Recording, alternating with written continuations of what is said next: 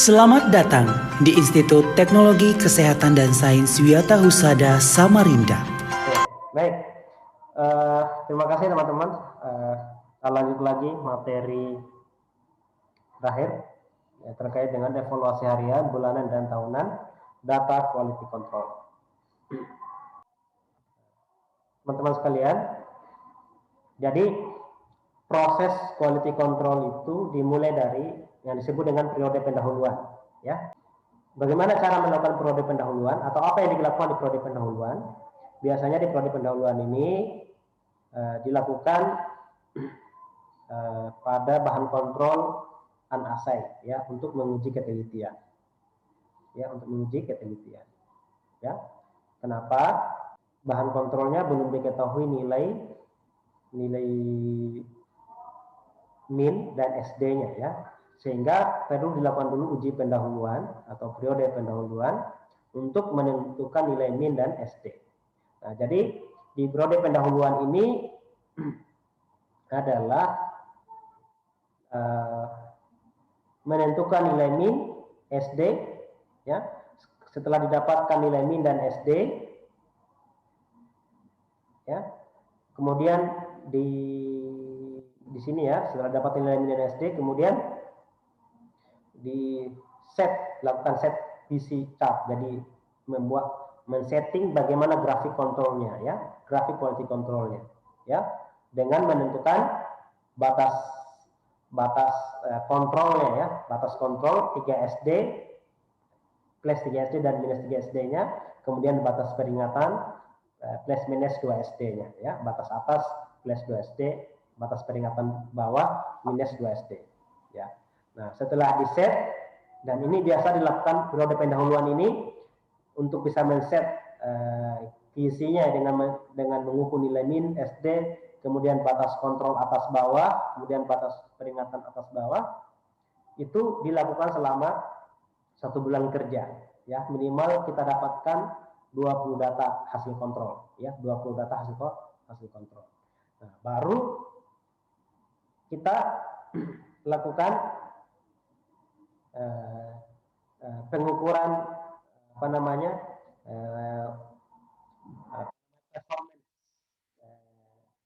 uji performance, ya, jadi uji kinerja. Jadi bagaimana kinerja laboratorium kita ini, ya, apakah baik atau tidak, ya, proses pengukuran isi di laboratorium kita itu baik atau tidak, ya. Nah, jadi setelah kita men-set, ya, nilai QC, nilai CV, nilai SD, nilai min, batas kontrol atas bawah dan batas peringatan atas bawah, ya, selama sebulan kita kerja, kemudian nilai tersebut dijadikan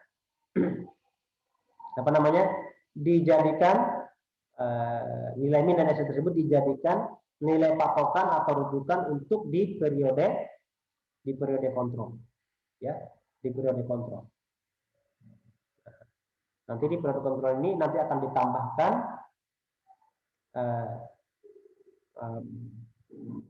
sudah bisa kita menentukan nilai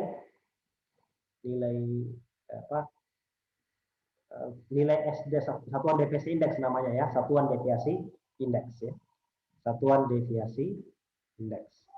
Nah, satuan deviasi indeks itu didapatkan dari nilai pengukuran pada hari itu dikurang nilai rata-rata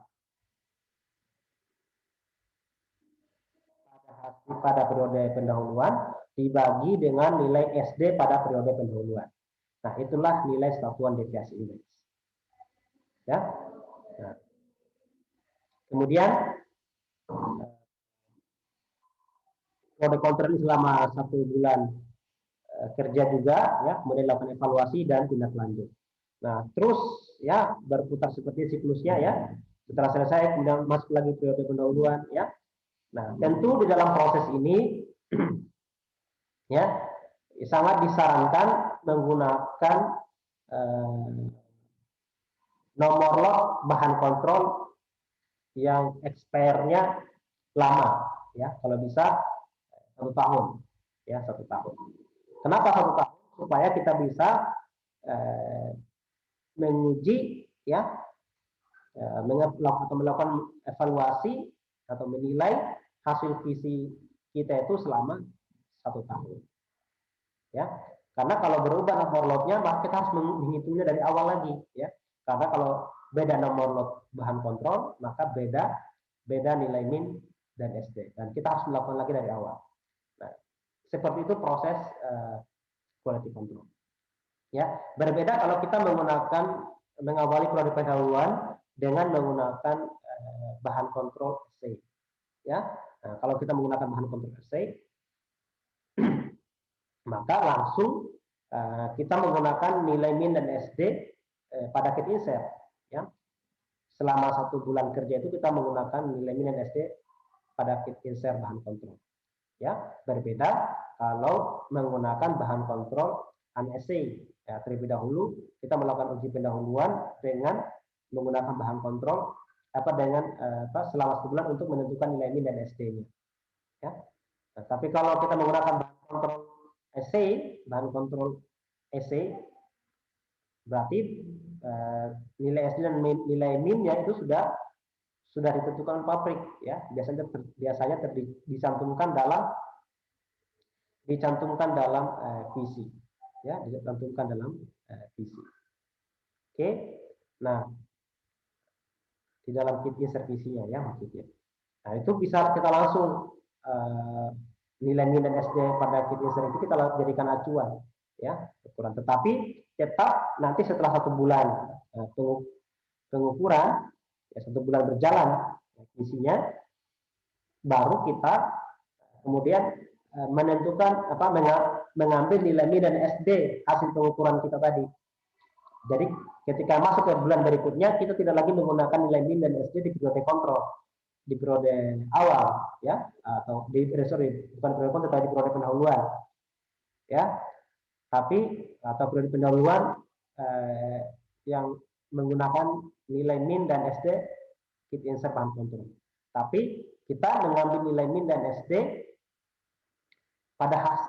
sesuai hasil pengukuran laboratorium kita, ya, untuk kemudian dijadikan rujukan di bulan berikutnya. Nah, seperti itu, ya. Nah, sekarang kita masuk bagaimana evaluasi visi harian, ya. Jadi sebelum kita melakukan evaluasi visi harian, kita pastikan di laboratorium kita tuh tentu melakukan visi harian, ya. Karena ada juga lab yang tidak melakukan visi harian. Jadi pastikan bahwa kita melakukan visi harian, laboratorium kita melakukan visi harian. Jadi dalam melakukan visi harian itu sebenarnya apa sih yang kita gunakan, ya. Jadi kalau kita ingin melakukan visi harian, ya kita menggunakan bahan kontrol, ya. Kemudian ada reagen yang digunakan, metode apa, ya, instrumennya apa, dan setiap parameter atau tes. Jadi yang di visi itu adalah semua parameter yang kita lakukan pemeriksaan di laboratorium kita. Jadi semua parameter yang ada di laboratorium kita itu harus dilakukan visi, ya, dengan instrumen yang biasa digunakan hari-hari, metode yang ada, dan reagen, tentu menggunakan bahan kontrol. Nah, setelah kita melakukan visi, melakukan pengukuran bahan kontrol, kemudian hasil visinya itu diplot di grafik Levy-Jennings, ya. Jadi selain dicatat di kertas grafik, dicatat hasilnya, kita buatkan tabel, ya. Hari pertama hasil visinya glukosa berapa, katakanlah 105 gram per liter. Oke, kemudian nanti kita akan kita catat kalau kita sudah menggunakan bahan kontrol assay, berarti kita bisa langsung kita plot di grafik, kita plot, ya. Tapi kalau masih periode pendahuluan, maka kita catat dulu, catat di tabel kontrol harian, kita catat. Kemudian nanti hasilnya ini diplot di grafik, ya, di grafik Levy-Jennings. Kemudian kita nilai, ya. Kita nilai kisi hariannya dengan menggunakan Westgard multi-row. Nah, ini salah satu contoh hasil visi ya dilakukan selama sebulan, ya dilakukan selama sebulan. Nah, di hari pertama didapatkan nilainya di bawah nilai min, ya kemudian hari kedua di atas nilai min, seterusnya ya selama 30 hari. Nah, kalau kita evaluasi harian, maka kita memperhatikannya grafik kontrol harian. Lihat apakah hari ini, saya katakan hari ini ya, hari ini berada di atas di atas 2 SD atau tidak? Oh, tidak masuk, berarti dia masih masuk kontrol. Ya, hari kedua masih masuk, seterusnya ya. Tiap hari ya. Jadi setelah kita ukur hasil kisinya langsung diplot di grafik, nanti akan muncul grafiknya seperti ini. Ini hari pertama, hari kedua, ketiga, keempat, kelima ya, 10, seterusnya 15 sampai 30. Ini menggunakan satu seri ya, satu level. Nah, itu kalau evaluasi kisi harian ya. Jadi dievaluasi setiap hari sebelum dilakukan pemeriksaan pasien. Nah, bagaimana kalau evaluasi bulanan ya? Jadi kita melakukan evaluasi kisi bulanan, yaitu melakukan perhitungan kisi selama sebulan. Jadi kalau kita ingin mengevaluasi kisi kita selama sebulan, data kisi kita selama sebulan, maka yang kita hitung, kita harus lakukan perhitungan dulu ya, yaitu menghitung nilai min ya, nilai rata-rata pengukuran kisi kita, hasil kisi kita selama sebulan itu nilai rata-ratanya berapa ya. Kemudian kita hitung berapa SD-nya, berapa CV-nya, berapa biasnya ya. Kemudian total errornya sampai ke Six Sigma ya, sampai ke Six Sigma. Gitu hitung ya. Nah, setelah didapatkan nilai min, SD, CV, bias ya, total error, Six Sigma tadi, kemudian kita menilai ya performance-nya ya, uji kinerjanya seperti apa ya, dengan menggunakan quality specification. Jadi biasanya menggunakan nilai min dan total error. Ini akan nilai rata-rata, total error ya, true value-nya ya, dan total error-nya ya. Lihat apakah total error-nya itu melebihi jadi melebihi TA atau tidak. Ini contoh ya.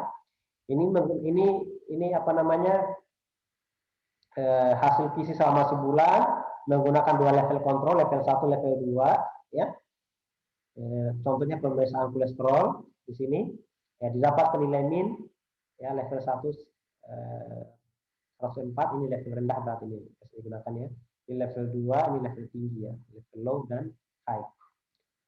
Didapatkan seperti ini, hitung nilai SD-nya berapa, CV-nya, biasnya ya, bias persen, persen dan sigma. Nah, kemudian dilihat CV persennya ya, masih bisa diterima enggak? CV allowable seperti itu ya. Allowable dibandingkan ya, bias persennya dibandingkan dengan bias allowable, TE persennya dibandingkan dengan TA persen ya. Allowable ya, TA nilai TA ya, TA. Nah, setelah dilakukan pengukuran ini ya, nanti kita lihat. Nah, bagaimana kalau bila essay performanya kurang baik? Nah, kita lakukan identifikasi. Tadi saya kembali. Nah, kalau kita lihat contoh di sini, CV persennya itu CV allowable-nya itu 3,0. Nah, 3,0. Nah, kalau kita lihat di sini level 1 1,3 ya, level 2 1,4. Artinya nilai CV pengukuran kita, hasil visi kita itu masih di bawah CV allowable. Artinya masih diterima. Jadi impresisi ya di laboratorium kita, kesalahan acak di laboratorium kita itu masih dalam batas toleransi, tidak mempengaruhi nilai keputusan klinis. Oke, nah kita lihat biasnya, bias allowable-nya itu 4,0%, sementara apa namanya, bias pengukuran kita 5,1 level 1, untuk level 2-nya itu 4,57. Nah, ini artinya apa? Artinya ini nilai bias hasil visi kita itu melebihi atau di atas, lebih besar dari nilai bias allowable. Nah, lebih besar dari bias allowable. Nah, artinya apa? Artinya bias laboratorium bias hasil visi kita itu tidak bisa ditoleransi, ya, tidak bisa diterima, ya. Nah, artinya kalau seperti ini ya berarti secara, jadi hasil visi laboratorium kita itu teliti, ya, punya ketelitian yang tinggi tapi akurasinya rendah, ya. Nah, ini bisa tercermin di total error level, di total errornya. Tapi secara total error ini masih diterima, karena kenapa? Karena total errornya level 1 7,9, level 2 7,5, tapi total error allowable-nya, ya, nilai TEA-nya 9,0%. Jadi TEA kolesterol itu 9,0%. Nah, artinya total error, total penyimpangan atau total kesalahan di laboratorium kita itu masih ditoleransi. Ya, tapi dari hasil ini mendeskripsikan bahwa hasil visi kita itu tidak akurat, kurang akurat, ya. Akurasinya rendah, atau walaupun inakurasinya tidak bisa ditoleransi, ya, tetapi secara total keseluruhan, total penyimpangan yang terjadi secara keseluruhan itu masih bisa diterima, ya. Nah, kita bisa lihat di sini. Jadi bila essay performance itu kurang baik, maka kita lakukan identifikasi tipe error, ya. Tipe errornya apa? Apakah sistemik atau random? Jadi kalau misalnya sistemik error, bila nilai bias melebihi bias allowable. Jadi tadi hasil visi tadi itu menggambarkan bahwa selama sebulan ini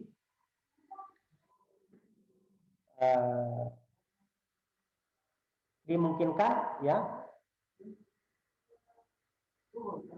bukan dimungkinkan lagi, tapi ada atau terjadi kesalahan sistemik, ya, kesalahan sistematik, ya.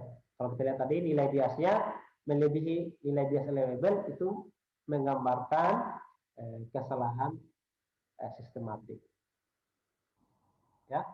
Nah, ini salah ini, ya, seharusnya ini sistem random error, ya. Jadi ini random error bila nilai CV melebihi CV allowable. Jadi kalau random errornya itu jenis kesalahannya adalah random apabila nilai CV-nya melebihi CV allowable. Nah, jadi kalau melebihi CV allowable berarti itu yang diinginkan adalah impresisi, ya, berarti tidak teliti, ya. Tapi kalau kita lihat tadi nilai CV-nya di bawah nilai allowable, tapi nilai biasnya yang di atas allowable itu disable inakurasi. Jadi tanda bahwa ada kesalahan sistemik, ya. Nah, sekarang langkah selanjutnya adalah lakukan investigasi penyebab potensial, ya. Dari sistem yang dipakai, apakah penyebab potensialnya itu pada sistem yang dipakai bersama, yang tadi disebutkan di pertemuan sebelumnya, ya, atau dari perubahan yang terjadi, ya. Kemudian kita lakukan verifikasi tindakan perbaikan dan kita dokumentasikan, ya. Nah, langkah terakhir adalah continuous improvement. Jadi melakukan peningkatan berkelanjutan, ya. Dengan apa? Kita melakukan desain visi secara periodik, kemudian diupdate, ya. Kemudian pada akhir periode kontrol dilakukan uji performance, ya, dilakukan hitung, ya. Uji performance harus dihitung, ya, dihitung kembali. Apa yang dihitung kembali? Nilai min, nilai SD, CV, ya, nilai TE-nya, ya, total error, dan nilai Six Sigma, termasuk nilai biasnya, ya. Kemudian hasil evaluasi essay performance ini dipakai sebagai dasar untuk memilih visi rule-nya, ya. QC rule. QC rule itu aturan QC-nya ya. Dan end control. Jadi end control ini adalah jumlah pembacaan bahan kontrol. Apakah bahan kontrolnya dibaca satu kali pengukuran, satu kali pembacaan, atau 2 kali atau 3 kali. Ya, kalau misalnya kita menggunakan bahan kontrol 1, berarti apakah dibaca 1 kali? Kalau kita menggunakan bahan kontrol 2 kali, menggunakan bahan kontrol 2 level, ya berarti apakah setiap level dibaca 1 kali, masing-masing 1 kali, atau masing-masing 2 kali, dan seterusnya ya. Untuk di periode kontrol berikutnya ya. Kemudian kembali ke periode kontrol berikutnya. Jadi kita kembali lagi ke periode jadi siklusnya berputar ya, tidak berakhir, tapi siklusnya itu berputar seperti siklus Krebs ya, seperti itu ya. Terus berkelanjutan ya, tidak berhenti siklusnya. Nah, ini saya kira materi terakhir yang bisa saya sampaikan. Kalau ada yang mau ditanyakan, kita diskusikan, dipersilakan teman-teman sekalian.